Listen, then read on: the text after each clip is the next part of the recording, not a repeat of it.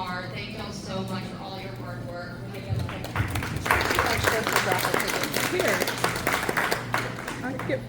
Also want to shout out to the newly formed Baldwin Democrats Grilling Club that is being run by my husband Justin Quinley. Side note, if y'all have not gotten out there to get food, he's going to have to start packing up by about 12 just because we need to be fully out of here by 1.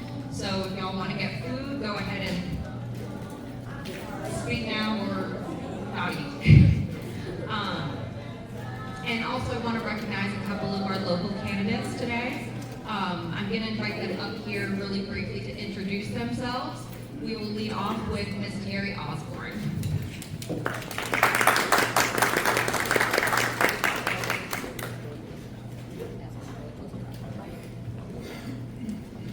Microphone etiquette. I'm Terri Osborne. I'm running for the state legislature in House District 96. I am running on being hopefully a voice for the least of these. And if you're here, honey, you're the least of these.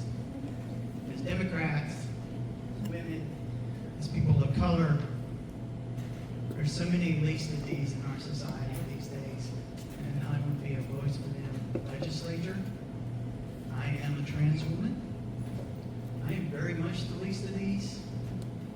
I myself represent about 0.2% of 1% of the population. Really tiny and yet. My community is public enemy number 1 these days for some reason. So I'm way more dangerous than I ever thought I could be. Weird. Anyway, I'm worried about affordability. I don't know if y'all come to the grocery store lately, but coffee is twice as much as it was under Biden. Eggs are about the same price, I think. Everything has gone up. I don't care what the president says. It's in my pocketbook. I'm not feeling great these days at all. And medical care. Has your premiums gone up yet? Are your prescriptions 1,000% cheaper? They ought to be giving us money on our prescriptions if they're 1,000. That's how math works. Our president doesn't know yet.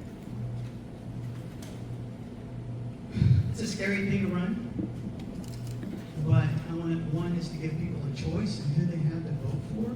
I got tired of going to the polls and always seeing just Republicans on the ballot. We should not be a de facto one-party government. How we are these days. And I hope you will come to the polls and vote for every Democrat you can. We need to kick every Republican out of office. Thank you.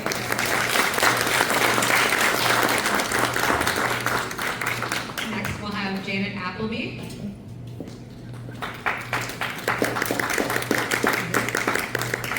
Hi, my name is Janet Appleby. I'm running for Alabama Senate District 32, which is southwest Baldwin County. My issues are pretty much the issues of every other Democrat today. Affordability. Everybody who wants to work should be able to get health care. Obama gave us, wasn't really health care, it was affordable insurance, but it was a start. And now we've lost that.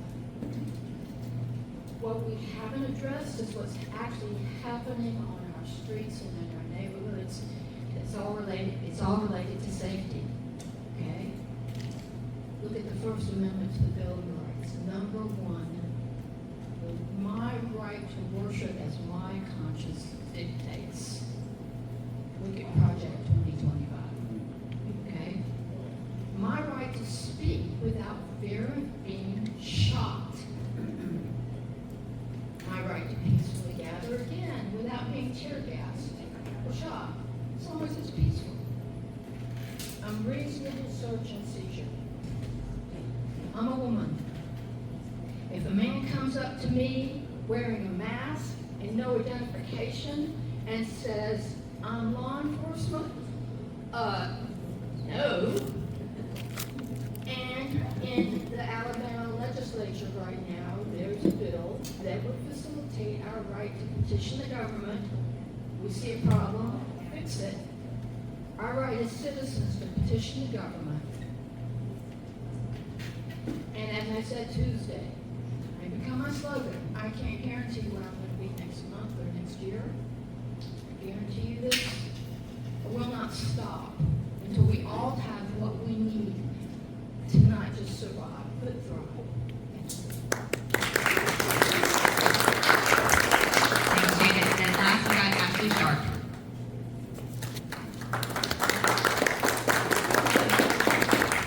My name is Ashley Sharpe. I'm running for the Alabama State Senate for District 22.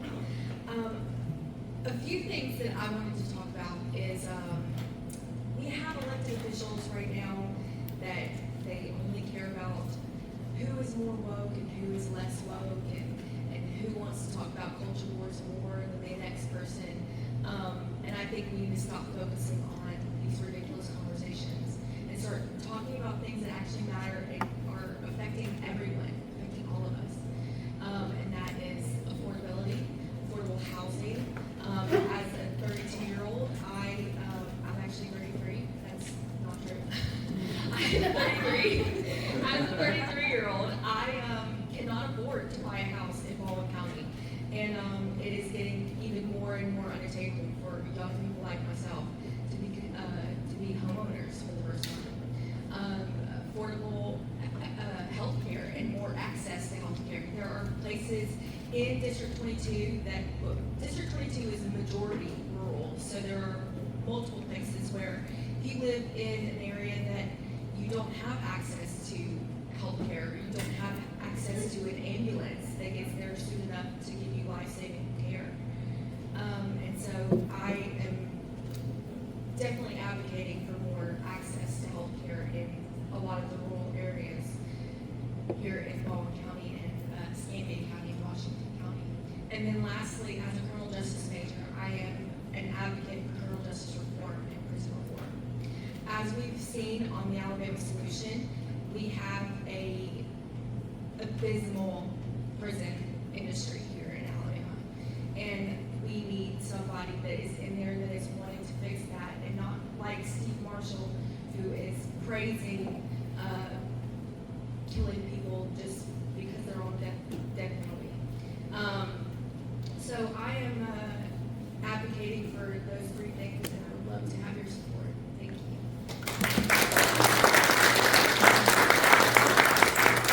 Thank you, Ashley, and thank y'all so much again for coming out today. While the midterms do seem like a year away, the primaries are right around the corner. So now is the time to start getting engaged, connecting, and having the necessary but tough conversations about candidates and policies. All proceeds from today go toward promoting progressive initiatives in Baldwin County and recruiting, qualifying, and assisting candidates for elective office. Before we begin, just have a couple of quick housekeeping items. First of all, like I said, food. Make sure to order before 12:15 at the latest. If you have not bought your raffle tickets, Michelle has those up here, and I think Jen does as well.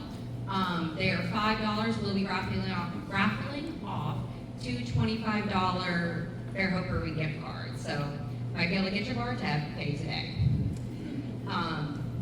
And also a special thank you to Fairhope Brewing Company, especially the lovely Christina behind the bar for coming in early today and letting us take over their bar.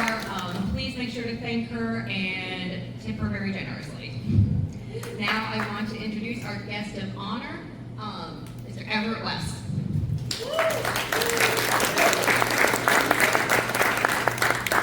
Thank you so much for coming down here. I know the interstate is not fun this time of year. So I'm going to go ahead and pass off her to stop right there. And then we'll go from there. First we'll have you introduce yourself. Sorry, I can't read my pen.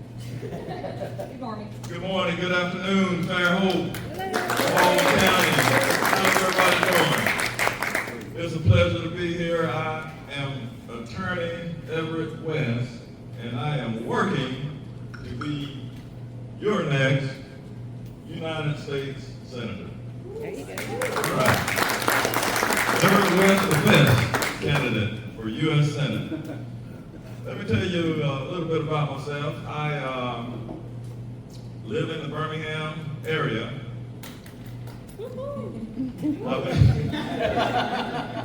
right. Tell Baldwin County and everybody in Birmingham to vote for Everett Wess, and all over the state of Alabama. But I've been in Alabama since 1979. Went to college in Huntsville, Alabama, majored in computer science and mathematics. After I completed that, I worked at Redstone Arsenal in Huntsville, Alabama. Worked on some military command MICOM contracts at Redstone Arsenal. I also worked on some NASA contracts in the computer field. I worked on an MBA while I was in Huntsville, Alabama. And after about 10 years, I moved to Birmingham, where I started working for BellSouth, which is now AT&T.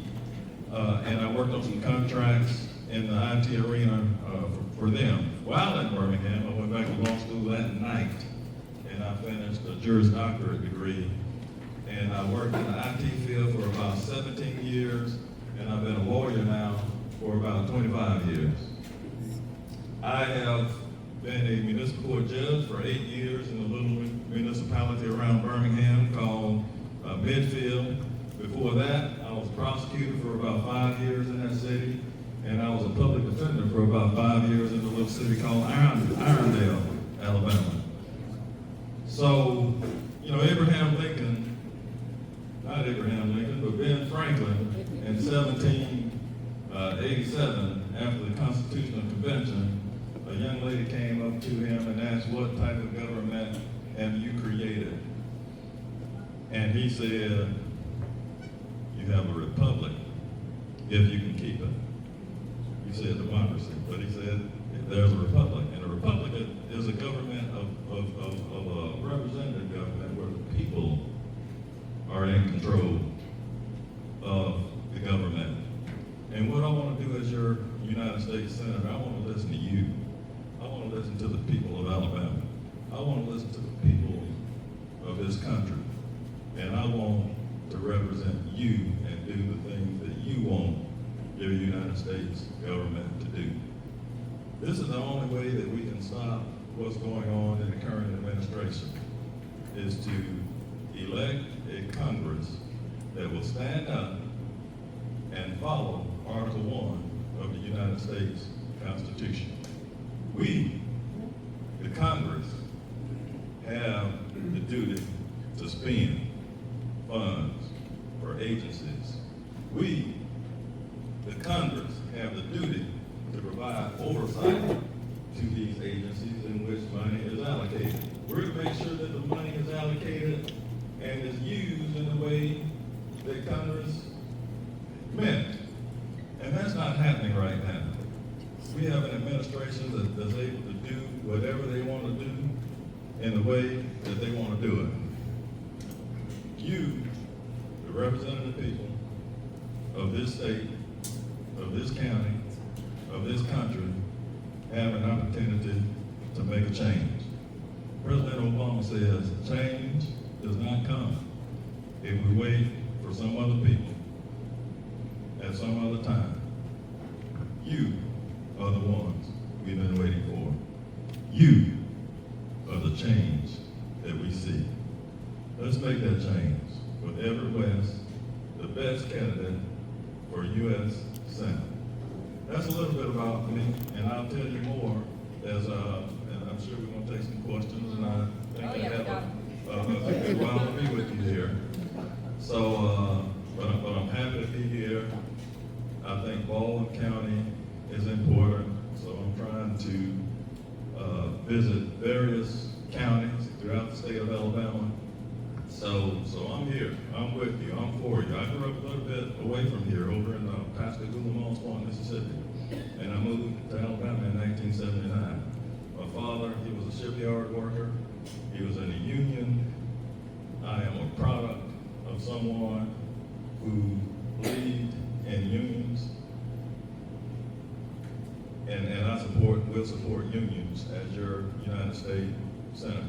My dad was also a veteran. He's buried over in the military cemetery over in Biloxi, Mississippi, Eastler Cemetery over there. So I think we got issues with veterans, and they're not respected right now. They don't have the health care that they should have. They don't have health care in rural areas.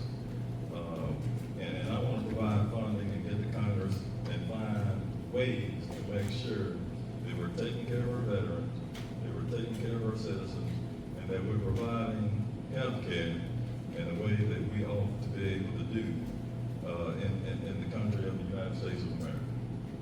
All right, so I can just keep, my father's a minister, and I'm a lawyer, and I can just keep talking and talking and talking, but I'm sure you have a lot of questions, so I'm just gonna stop right here and take some of the questions right now, and I'll be here as long as you want me to be here.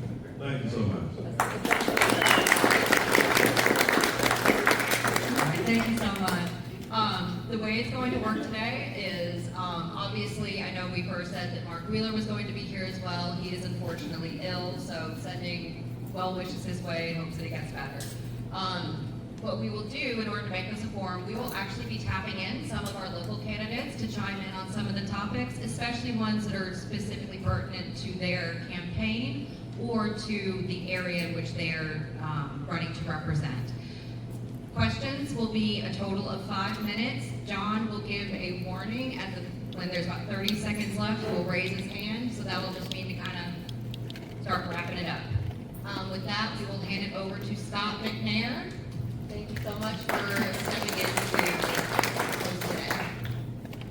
Absolutely. Thank you guys so much for having me here. My name is Scott McNair. I've been working closely with the Baldwin County Democratic Party for the past year or so. I'm also heavily involved with indivisible Baldwin County. But enough about me. You guys didn't come here to hear me talk. But anyway, I do want to thank you guys for coming. I do want to also say that I'm of a particular age to where if I'm looking at you guys, I'm like this. If I'm reading a question, it's like this. Because I'm half blind. So go ahead and excuse me that foible. Anyway, thank you for coming out, Everett. It's a pleasure. And would you like to grab a seat, or would you rather stand up? However you feel most comfortable. All right, let's see here. Time for last talk. All right, we've gone over the rules, and I guess we'll go ahead and start with the very first question from Mr. West. And this question comes from Jen. It is, the American people want representatives who will fight for them, even if they're in the minority in the Senate. What are ways you will fight for your constituents that the current Congress is not?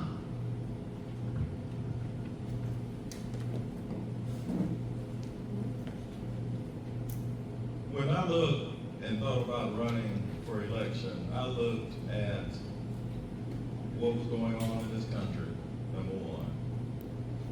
And then I looked at the candidates that were running for United States Senate. And I did not decide to run for United States Senate. I signed up 3 days before the end of qualifying. Because I believe in Alabama. I believe in you. And I thought that we needed someone who could stand up and who could fight for the citizens of Baldwin County, for the citizens of Alabama. I'm the only lawyer. That might be a bad thing. Liar, I mean lawyer. I'm the only lawyer that's running in this race for United States Senate. I am the only one that has participated in this representative republic that Abraham Lincoln talked about when this Constitution was created. I have defended constitutional rights of individuals in the courtroom. Second Amendment, Fourth Amendment, search and seizure. Second Amendment, right to bear arms. First Amendment. I have represented municipalities as their prosecutor and made sure that the laws in certain municipalities. I have also been a judge. I've sat and I've had to listen to both sides. And I think that's the most important position that I've had, because I had to sit and be fair to the defense side, to the plaintiffs or prosecution side, and had to make a decision based on the law. And when I sat on the bench, I was able to be fair and listen to both sides. As your representative, I would be fair and listen to both sides, stand up and fight, just like I did as a prosecutor, just like I did as a defense lawyer, and do the things that need to be done. I don't fear standing up. I don't fear fighting. I was not fearful of making a decision as a judge. I would not be fearful in making a decision as to what's right for Alabama.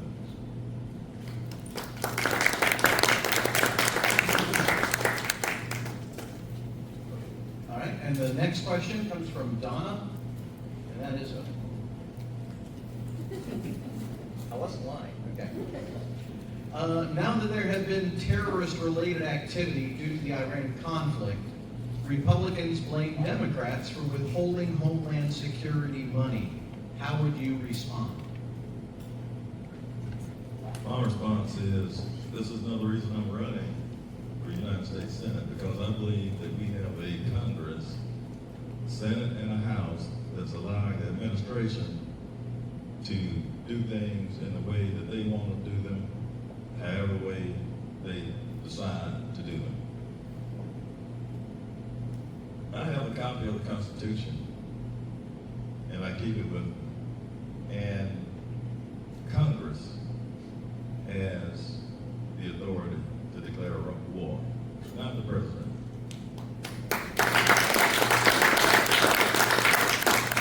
But this current Congress has sat back and they've done nothing because the Republicans are in the majority. You have a chance to change that by putting individuals in Congress like me, because we are like-minded. And we want Congress to stand up and do their constitutional duties in a way that the Constitution requires. And I'll do that as your next United States Senator.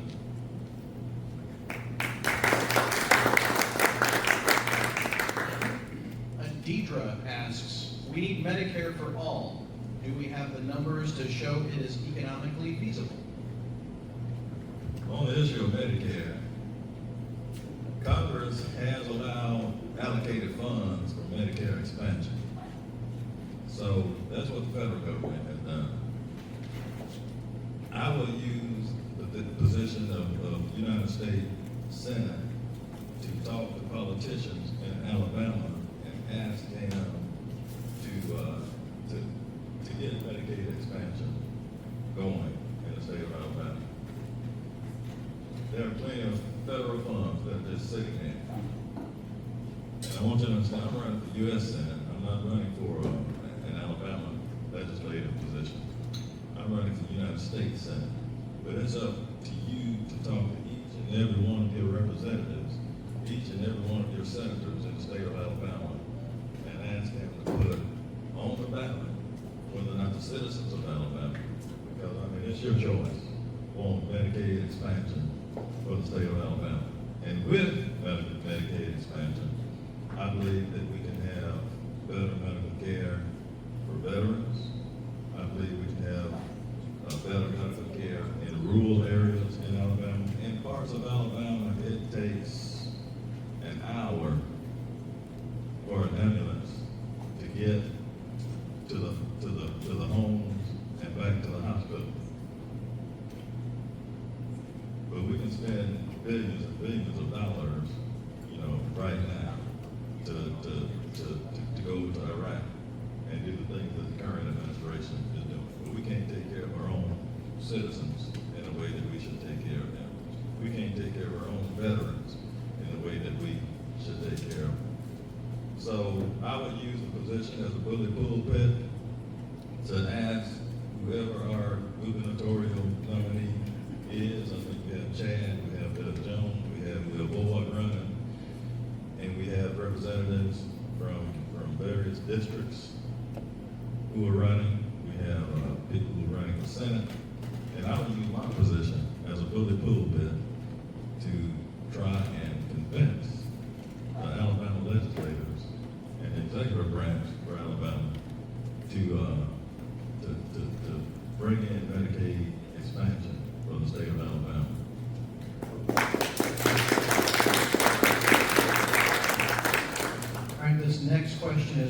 actually kind of a tag team format because it relates to a local issue. What is your position on using sustainable energy as it relates to the expanding use of data centers and AI? And we're going to bring Ashley Sharpe in to address this first, actually. So I believe in sustainable energy, full stop. I think that solar panels and solar energy is the wave of the future. However, we need to make sure that we're doing it responsibly and with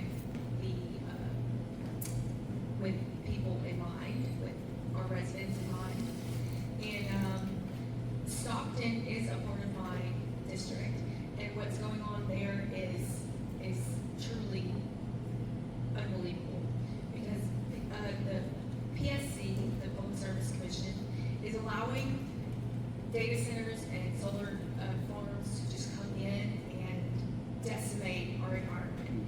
And Alabama is known as America's Amazon for a reason. We have a very biodiverse environment, and we need to be able to protect it.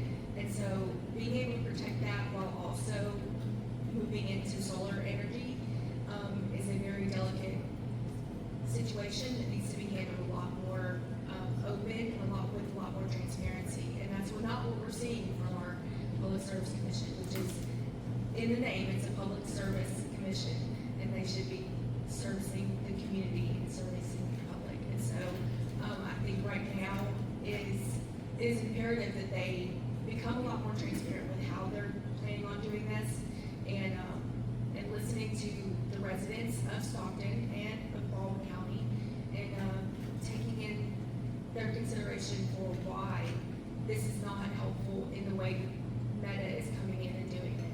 I think we should be a lot more responsible with how we're putting in solar panels and solar energy. Because again, I am 100% for solar energy, and we need that moving forward. But we need to do it a lot more responsibly and with a lot more transparency.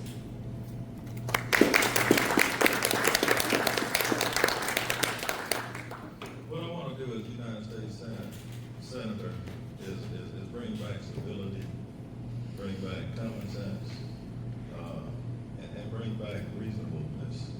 And again, look at all sides and make a determination that as to what is good for the communities, what is bad for the communities.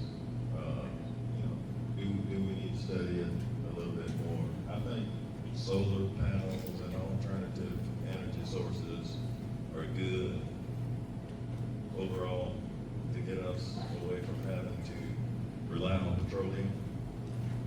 But at the same time, we have to understand that we don't want to destroy our wetlands with solar panels.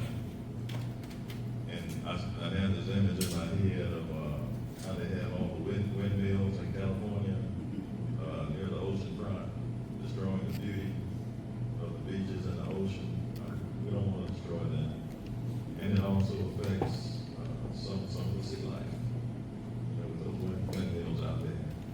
So we just need to make sure that if we use solar panels and alternative energy sources, we need to make sure that it's good for the specific areas in which they're trying to place those solar panels. We have problems also up in North Alabama and Mid-Alabama. I'm sure there's some data centers that they're looking at taking property for. How does that affect our citizens? Is going to be a drain on our electrical grids? This is one question. But we need to look at that and analyze that and make sure we're not causing more problems for the citizens in our counties and in the state of Alabama. So we have a moratorium in Birmingham right now on placing more data centers in the Birmingham area. And I think that's good. And they're taking time and they're studying it and they're trying to make sure that these are not going to negatively impact the citizens in that particular area. I think we've also had some legislation that's coming through where they are looking at trying to change whether or not we vote for the PSC board. So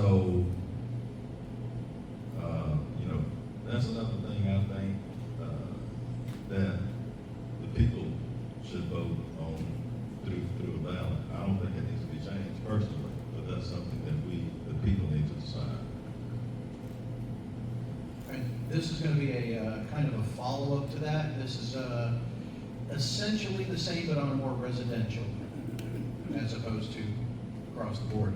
And this is combating, this is from June, this is about combating Alabama Power and making solar and other forms of power more convenient for, or more desirable, I guess, for local residents, for Alabama residents. Ladies first. So with that, the Alabama Power is coming in and buying a lot of the candidates and a lot of politicians to be able to work for them. I currently have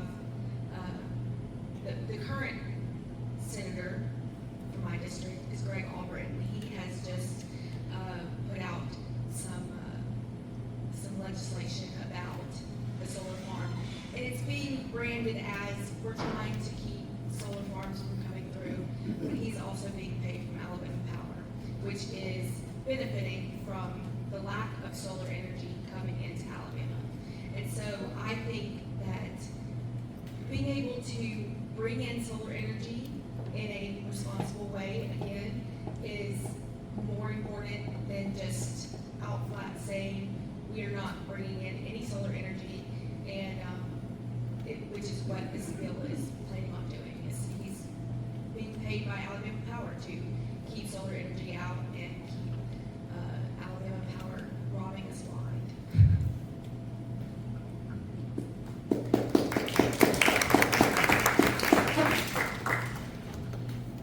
Big corporations versus citizens of the state of Alabama. That's what this is all about. You got big corporations who have lobbyists, and I think lobbyists was caught on tape talking about trying to get rid of the board, PSC board, because I believe that Alabama Power, they continue to raise the utility companies, not just Alabama Power, but they continue to raise our utility rates, and that will, in my opinion, again, that will be unchecked if we allow legislators or allow the governor and allow people who are appointed by the governor to regulate these boards, because there'll be money passed under the table, and who is it going to hurt? It's going to hurt the residents. It's going to hurt the citizens. Alabama Power and corporate America will continue to get rich while we're footing the bill for it. So I think it's something we need to be careful of. And one way that we can make a difference in this government, in this representative republic, is to get out and vote, get our friends to vote. You got to get out and tell Lottie, Donnie, and everybody to get out and vote on May the 19th so that we can change our state legislators and our federal legislative body. That's the only chance that we have. Things are not going in the right direction right now. We see gas prices going up. Inflation is on the horizon. Food prices are going up. Rent is going up. Our mortgages are going up. We have to get out and vote on May the 19th.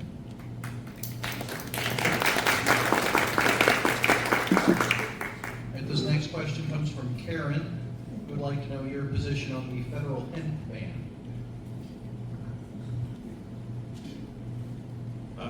Again, is there a total ban? There's not a total ban at this point. I think there is some medicinal legislation where some marijuana and THC can be distributed. But again, I think that's something that needs to be handled through initiative referendum, that in the lottery. We need to put it on the ballot and let people of the counties and people in the state decide. And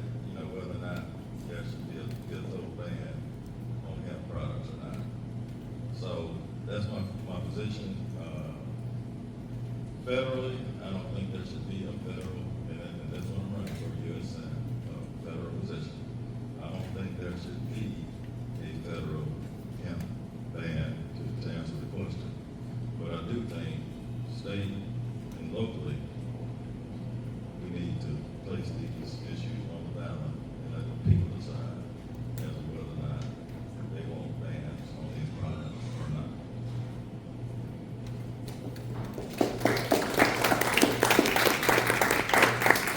All right, here's another tag team question.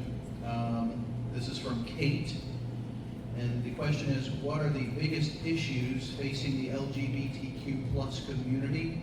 Will you commit to being a senator for all Alabamians? And we're going to bring Terri Osborne to answer that first.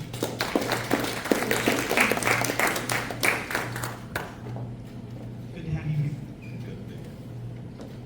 As I said before, I'm a trans woman. I'm a part of the LGBTQ community. In the last 10 years, we have seen a huge fight on the far right side to roll back rights for the LGBTQ community. Once the gay community got same-sex marriage passed and was okay by the Supreme Court, the far right searched for another way to fight and put a wedge into the communities, fear-monger. And that was trans people. We started off with trans kids. It was about sports. We banned all trans kids from playing sports in Alabama. Well, they could play sports, but it had to be on the team of the sex they were assigned at birth. There was like one trans kid playing sports in the whole state. One trans kid playing sports in Kentucky, and she had started the sports team she was playing on. One trans kid playing sports in West Virginia. It's horrendous. We just want to live our lives. We just want to know when this stuff is going to stop. Alabama banned medical care for trans kids, same medical care that cis kids can get, puberty blockers, hormones, surgeries. By the way, surgeries are not performed on trans kids below the age of 19. It doesn't happen. They're not changing your kid's sex at school. You can't even give them a Tylenol pill. How are they going to have an operating OR in a school that doesn't have the money to even get papers, pens, and staples for their teachers? It's beyond double. Having our rights stripped away, bill by bill, law by law. I am banned from using the women's restroom in any public school in Alabama. Kansas is reverting forcibly ID markers that were gotten legally by trans people in Kansas. Same thing in Texas. I was just wondering when it's going to happen here in Alabama. I'm legally female in this state. I had to jump through all kinds of hoops to get that marker on my driver's license. And they could just rip it back overnight. I'm angry. It's one reason why I'm running. To fight back. It's the only way I feel like I can fight back because they don't listen to us at committee meetings. So what would you do? As a senator in the United States, they're already trying to put anti-trans stuff in the SAVE Act that they are desperately wanting to pass. What would you do to help protect people like me?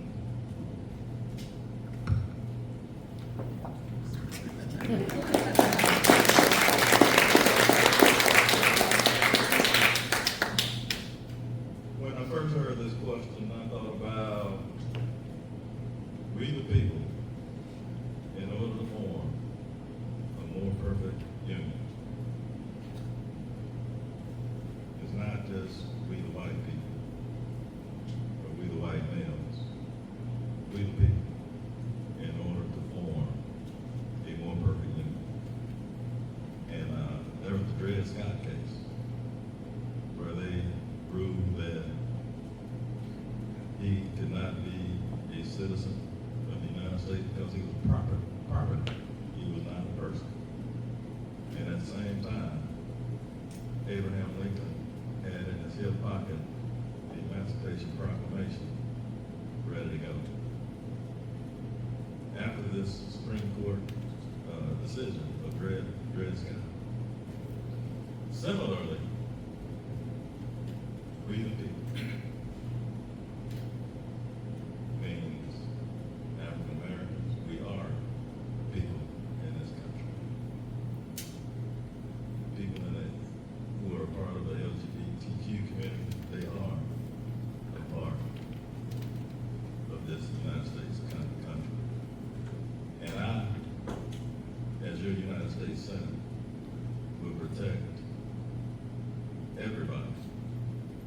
black, white, red, yellow, trans.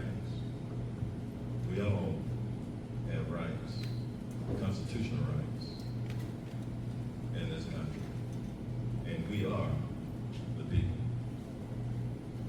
of this United States of America. We are the people that the Constitution talks about in this country. So as your U.S. Senator, I will make sure that equal rights, equity, civil rights are adhered to for everyone in this country. That's what I would do as your United States Senator.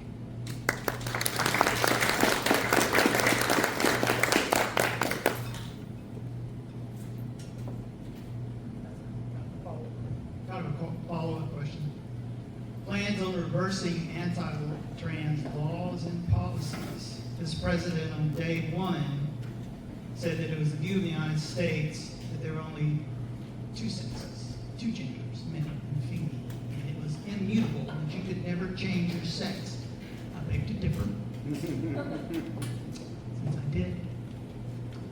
He also said that trans people could not serve in the military, even though there have been hundreds, thousands of trans people serving honorably, meeting every metric designed to meet to serve in the United States, and they're just being arbitrarily thrown out.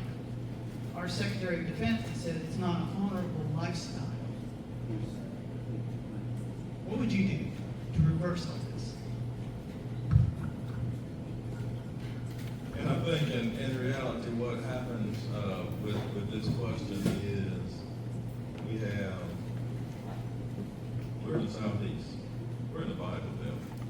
So we have individuals in this country who have biblical beliefs, and then we have the Constitution of the United States. The Bible and the Constitution, they're two different documents. Sometimes they overlap on issues, and sometimes they do not overlap on issues. But as a United States Senator, as one who's representing the people of the United States, as one who is representing people, whether or not they're black, white, trans, gay, whatever, as a senator, we make laws. We write laws, we pass laws. And we will create and we will pass laws to protect people, whether they're of the same race, whether they're of the same sex, whether they're LGBTQ, whether they're trans, or whatever. We will pass laws that all people of this country will be protected and will have, and will be equitable in our decision making and in our laws for all people in this country. So that's what I do, is work with other like-minded senators, other like-minded House members, and we will work together to carve out laws to make sure that all of the people in this country are protected. DEI is a dirty word with this administration right now. I'm a product of DEI. I'm not afraid of DEI. Because of DEI, I got a chance to work at Redstone Arsenal.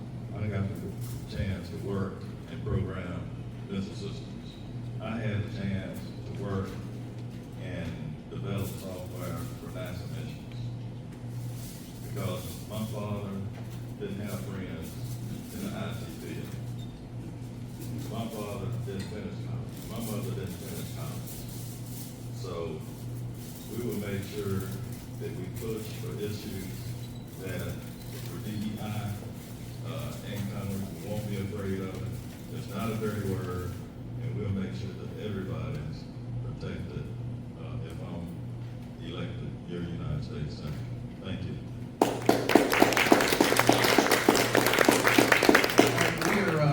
starting to run low on time. The time has been flying, we appreciate it, but we are going to have to start limiting the answers to questions to 3 minutes instead of 5 minutes, so we can get out of their way today.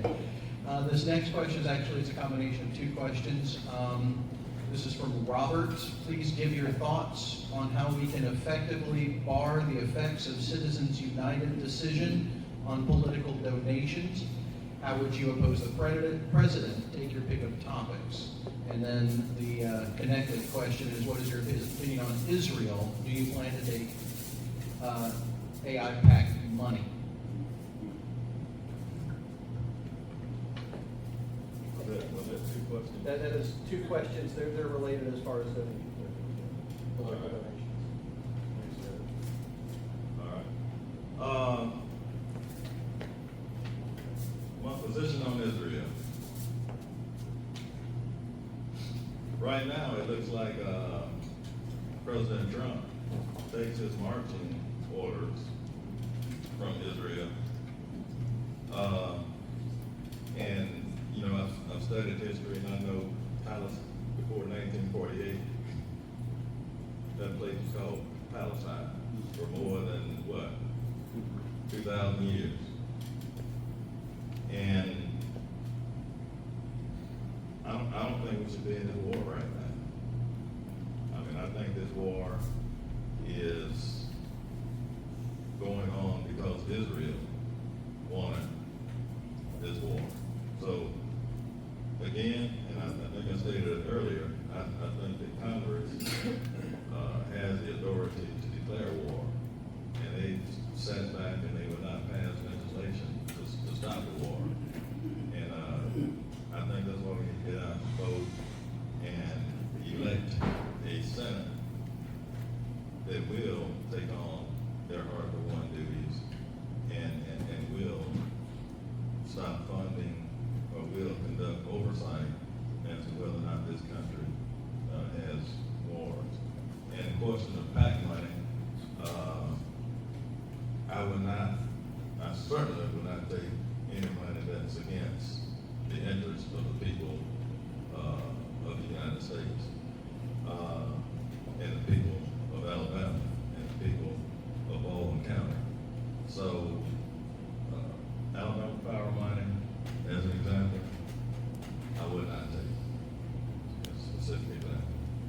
The solar panel companies, I would not take. We need to sit down and we need to be fair in our decision making and make a determination as to whether or not these panels should be placed, and if so, where, whether or not, these data centers should come in, and if so, where, and I like to remain neutral and remain fair to all parties, and for that reason, I would not take PAC money as an example from these 2 organizations. Thank you very much. I do want to have a quick announcement that if you're interested in buying raffle tickets, running out of time, so please get up and get any raffle tickets over here. Michelle will point you in the right direction. The next question is going to be actually addressed by Janet Appleby.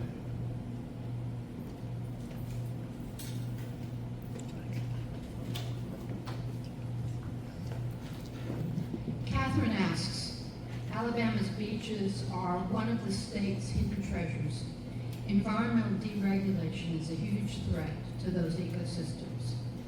How do you plan to protect our beaches and waterways? Alabama Senate Bill 71 is attempting to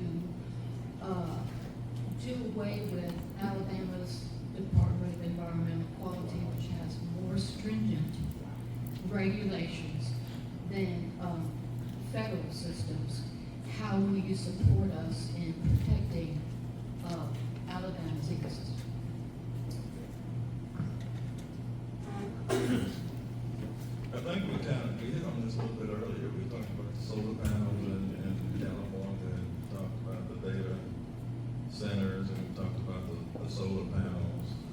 And we don't want to disrupt our wetlands. We don't want to disrupt the beauty of our beaches. We don't want a bunch of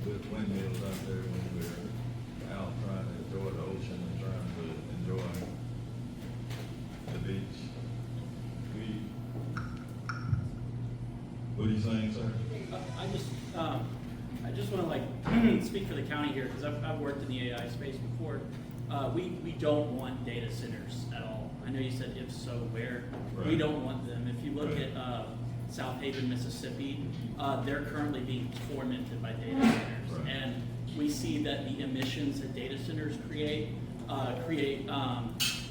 risks of COPD, emphysema growing in communities in Memphis, especially black communities who are being targeted because, you know, environmental racism. So I just want to make that clear that I don't think anyone in this room supports the development of the solar panels or data centers at all. They can do that somewhere else. Okay. And I hear you. Yeah. I hear you. Yeah. I'm not a U.S. Senator at this point. Yeah. All right? I'm a lawyer and I'm in Birmingham, Alabama, but, you know, things come to my desk that I have to study. You know, as a lawyer, I have to go and do case law research. I have to look at the statutes. I have to look at what it says. And I do the same thing. And I hear your side. Yeah. I hear you. It's I bad. understand. Like it will If pollute the it community. negatively affects our communities, our wetlands, our oceans, I'm gonna vote that we don't need these things. But I need to study, and that's what you'll have in me as a candidate, someone who is honest, someone who's gonna be fair, someone who's gonna look at your position. I'm gonna study the issue. I'm gonna look at, I said I'm gonna take PAC money as an example from some companies. Because I want to be fair. I want to look and see what they have to offer. Can this economically enhance Alabama citizens in some way? Or does this hurt Alabama citizens, due to the aesthetics or ecology or other ways? So that's something I will study, but if it's gonna cause damage in communities and hurt Alabamians and hurt people in Baldwin County, and I conclude that from a reasonable study, I would not push for legislation to allow these senators to come in.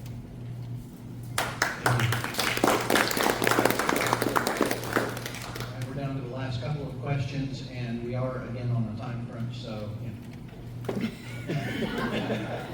But anyways. You don't have to think of it. I'm about to ask you a really tough question. You got 5 seconds. The next one is from Paul and Monica, and it is, how will you ensure continued free elections in the United States, given the successful implementation of Project 2025 so far and the looming Save America Act? This is an idea that I've been throwing around since I've been running for U.S. Senate. You gotta think about a lot of things that you have not necessarily thought about before. But they just passed the SAVE Act, and of course they've tried to slip some other things into the SAVE Act. But if I was a U.S. Senator, this is what I would push to do. I would push for us to give everybody a voter's card, a federal voter's ID card. And I will also vote for funding to be granted, so every citizen in the United States can get a voter's card. And once you get that voter's card, that's funded by the federal government, everybody will get one. Your voting rights can never be taken away. That's what I would like to see. I mean, we already, in Alabama, we already show our ID when we go vote. I don't necessarily have a problem with that, but let's make sure everybody has a voter ID by providing federal funding.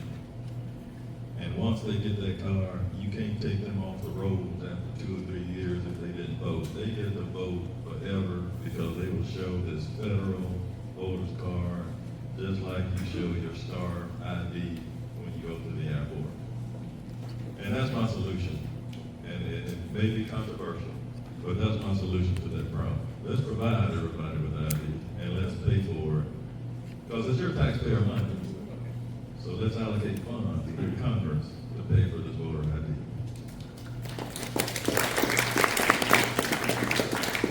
Final question from Bernice. What can we do for our veterans and elderly timely, quality care that is not having service need? I think I mentioned earlier, or I mentioned to some people, my dad was a veteran, and at the end of his life, he had cancer, and I spent a lot of time in veteran hospitals, in Birmingham, and over in Biloxi, Mississippi. And I would go to some of these facilities sometimes, and there would be long lines. I mean, they have good doctors. In Birmingham, they use the same doctors that UAB has on staff. But I will make sure that we have the appropriate funding to shorten the lines and make sure that we have adequate health care at these facilities. Now, Birmingham is different because it's a metropolitan area, but I also want to work on legislation to bring funding so that veterans can have access to health care in rural Alabama. Maybe we can set up federal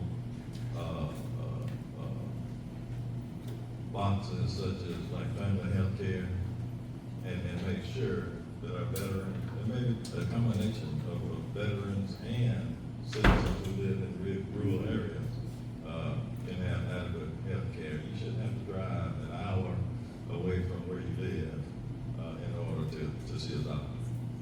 So, as a U.S. Senator, I would push for legislation for funding to make sure that we have veteran health care and health care in rural areas.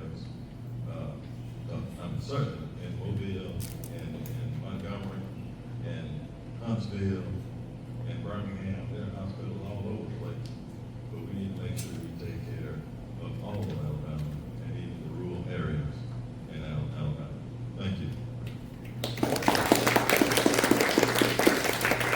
right, and then real quick, and that is the end of the questions. So I would like, before we wrap up, I would like for you to tell us where we can find a little bit more about you, or we can reach out to you directly.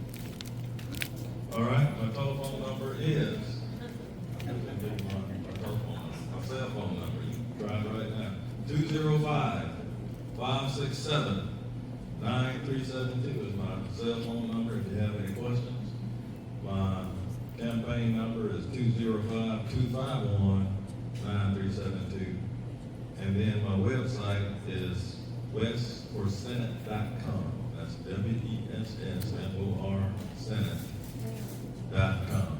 So you can learn a little bit more about me there. So I ask you to read up on my information, call me and ask me questions, and I hope you will just really study what I have to say, study what I've done, because what you've done is indicative of what you'll do, I believe. And I think when you look at all the candidates I've done more, I've worked in the community, I'm on the board for Child Haven, a residential home for girls who don't have parents for no reason of their own. I'm on the board for a group called Legacy Work, which caters to inner city young boys. We provide trades, and some of them have gone to college. So I've already worked in the communities. I've worked with the young people. I love people. I love Alabama. I believe in Alabama. So I want you to go out and tell Lottie, Donnie, and everybody to vote for Everett Wess, the best candidate for U.S. Senate on May the 19th. Thank you so much.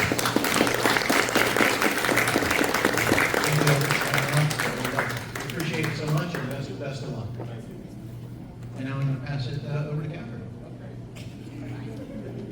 Thanks, Scott. Can we please get a quick round of applause for Scott McNair for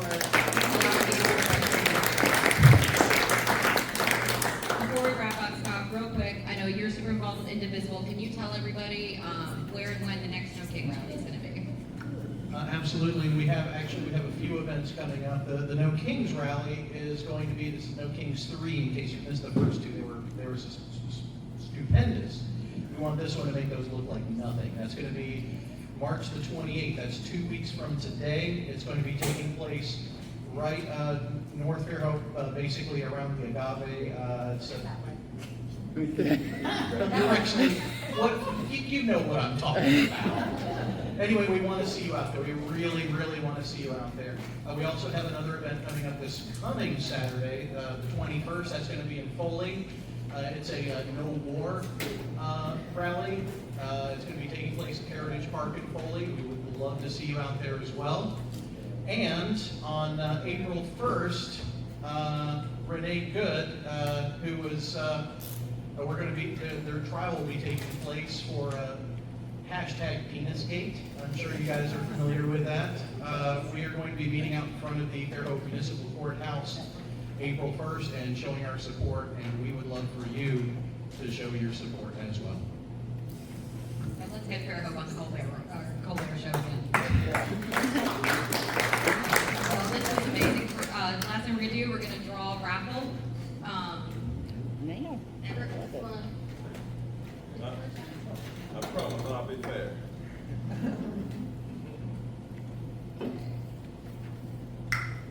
first ticket number is 29073-033. Y'all check your tickets.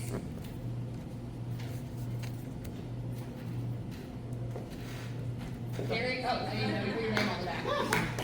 That's it.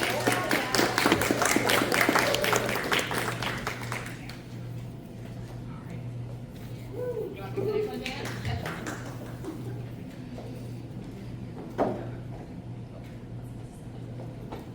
Deirdre.